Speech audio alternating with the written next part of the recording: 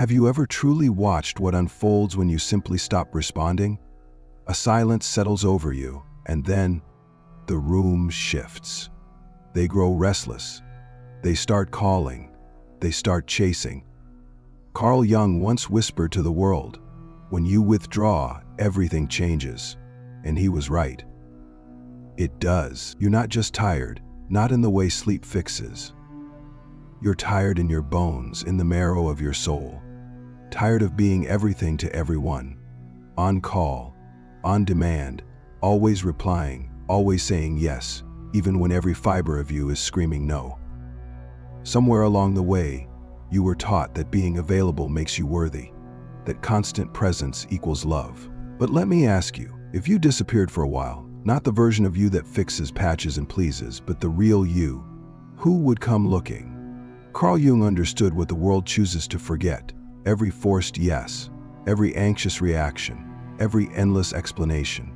It bleeds you dry. In the world, it drinks from that wound. But the day you choose silence over reaction, the day you withdraw not out of fear but out of knowing, that is the day everything begins to change. You've been trained since you were little that your value is determined by how fast you respond, by how frequently you say yes, by how available you are to all people but yourself. You've learned that love is only achieved by sacrifice. Love is about showing up all the time, except you are shattering from within. Saying no is selfish. Being quiet is rude. Your weariness is a small price to pay for maintaining peace. Here is the truth. It is not kindness of this availability. It is a cage. When you're emotionally available at all times, you're predictable, and all that's predictable gets exploited. Human beings treat you like a button, an emotional crisis switch that they can press in times of need for comfort, reassurance, notice. And when they no longer need it, they set you aside right on a shelf with scarcely a moment's thought. You don't even know what's going on, since you've equated your identity with being indispensable. And every time that you disregard your boundaries to make another person comfortable, you betray yourself. Every time you respond to a message you do not wish to reply to, every time you acquiesce to a request that exhausts you, you are passing over a portion of your energy. And by that evening you find yourself wondering why you feel so empty, so frustrated, so unnoticed, since you've been emotionally bleeding into areas that never warranted your presence in the first place. You believe that you are establishing connection. What you're actually doing is showing people that they don't have to deserve your time, that your energy does not have a price. Your presence costs nothing, and what happens to that which comes too easily? They lose their value. Jung referred to this as the persona, the mask we wear to be accepted, to be popular, to fit in. And that mask is starving your true self. You say, "It's fine," while you're gasping for air. You explain too much when no one posed a question.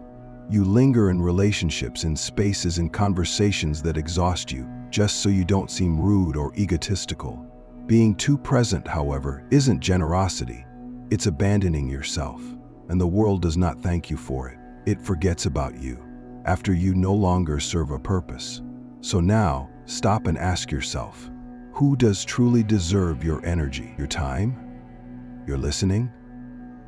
Or perhaps a better question is, you deserve your silence.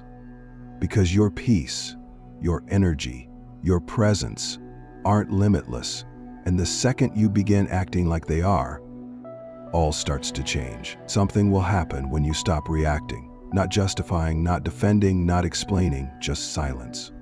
Those around you start to change.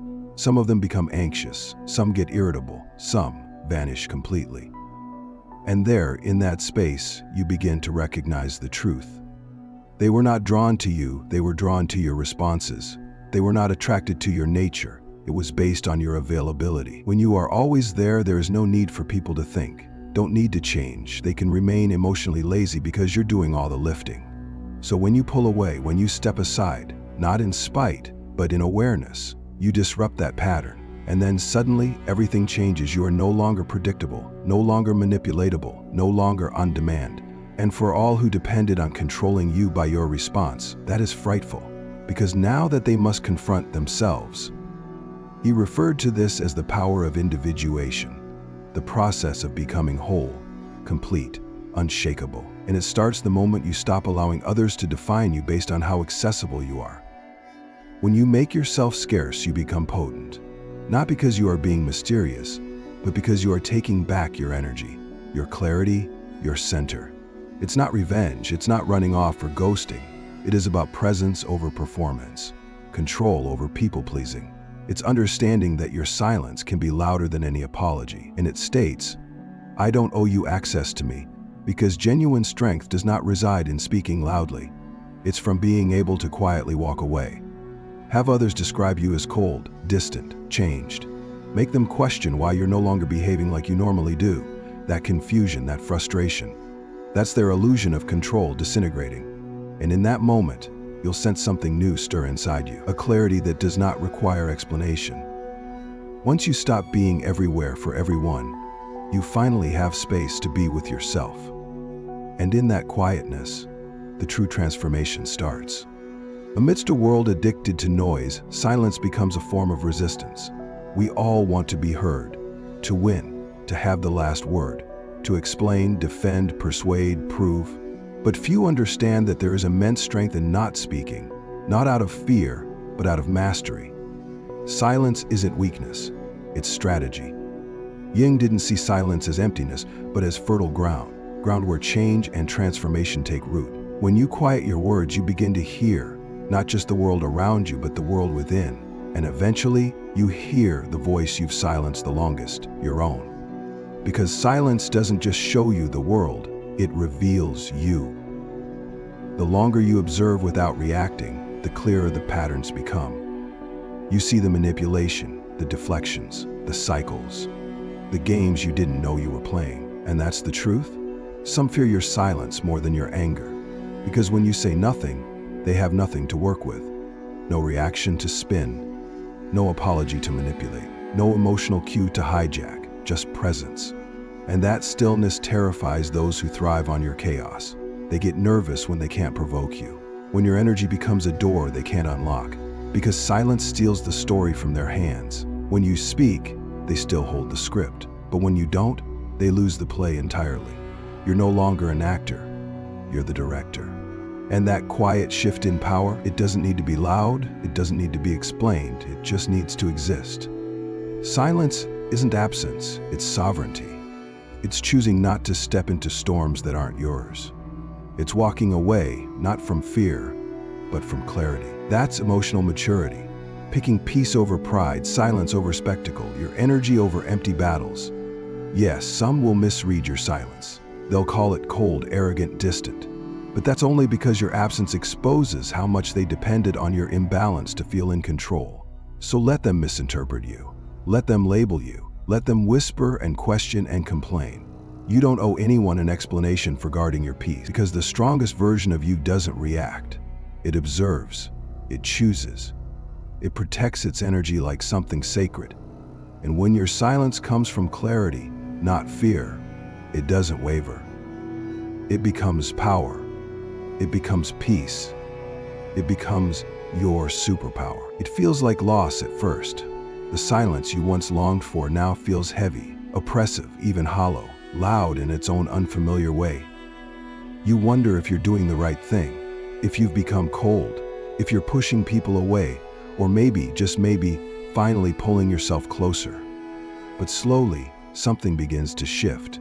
What once felt like absence no longer echoes with loneliness. It hums with purpose. This silence isn't empty. It's strength. It's the quiet dawn of rebirth.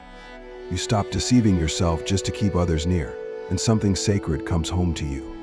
You begin to see how often you gave your energy to what never earned it. How much of your life was spent explaining, apologizing, justifying, just to feel allowed to exist. But now, you don't do that anymore. Now you simply are. Quietly, fully, truthfully. Jung called this process individuation, becoming whole by releasing the masks we wear to survive. And to become who you truly are, you must first become alone. Not lonely, but alone with your essence, your spirit, your true self beneath the noise. You stop showing up for drama. You stop responding to confusion. You stop nurturing what only exists out of habit. And what happens? The wrong people fall away. The noise fades, the masks disintegrate, and for the first time you meet yourself. The one beneath expectations, the quiet one, the intuitive one, the one who no longer needs to prove. That's the rebirth, when you live from your center, not from your wounds, and suddenly you realize the distance you feared was a doorway all along. Losing people was never the loss, it was the beginning of returning to yourself. You stop being useful and start being powerful. You stop chasing love from those who only valued your obedience. You stop apologizing for your stillness. You stop performing, because now you see it clearly. Transformation doesn't come from adding more, but from releasing what no longer aligns with your soul. You are never here to be accessible to everyone. You are here to be whole. And that begins the moment you stop apologizing for your withdrawal and start honoring what your soul is making space for. As soon as you become available only to one yourself, things begin to shift. The world falls silent, messages slow, invites disappear, your phone no longer buzzes like it used to. It feels like abandonment, like loss, like maybe you made a mistake. But give it time. That silence you fear will begin to heal you, because the strength of the solitary is not a punishment. It's a passage, a crossing between who you once were and who you're becoming. When you stop playing the role of fixer, of emotional caretaker, of constant responder, you break the dependence others had on your self-abandonment. And in that break, you'll face resistance, accusations, more silence. But don't confuse their discomfort with your wrongdoing. The truth is, some stayed not for who you were, but for what you gave. And now that you're no longer performing, they don't know how to meet the real you. Some never will. Jung called it a sacred loneliness, the kind that emerges when you step away from the collective and return to your own center. It isn't glamorous, it isn't loud. No one claps for you, but in that quiet space, your soul begins to breathe. You rediscover forgotten parts of yourself. You learn to enjoy your own company, not as a defense, but as a choice.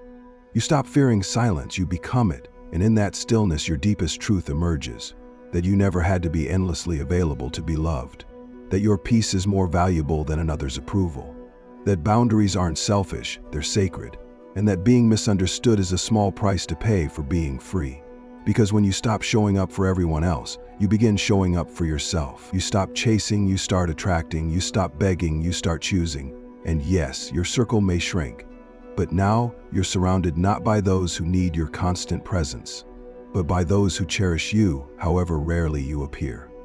This is the solitude of the powerful, not empty but full, not bitter but clear, not isolated but aligned, and from that alignment you live. Not to please, not to prove, not to perform, but simply to be. So, if you're walking through that silence right now, keep going. You are not losing everyone. You are losing roles that were never yours to play. You are not abandoned. You are being reborn. And on the other side of this silence is a freedom louder than anything you've ever known. If you've made it this far, then a part of you already knows. Isolation isn't what you're experiencing. This is freedom. The freedom that comes when you choose peace over performance, depth over distraction, and truth over approval. It won't always be easy. You'll be misunderstood, labeled, questioned, left out. But don't shrink. Don't revert to the version of yourself who is always reachable but never truly seen. Because every time you choose yourself, completely, unapologetically, you stop being available for what drains you and become magnetic to what nourishes you. That is the shift, the beginning of wholeness. And if this message resonated with something deep inside you, post in the comments, "I choose my peace." Show the world that you're prepared to live from your center. If you're ready to take the next step, watch the next video or explore other videos in my channel to help you stay grounded in your energy. And it's not the end, it's the beginning. Thanks for watching. Remain silent, remain strong.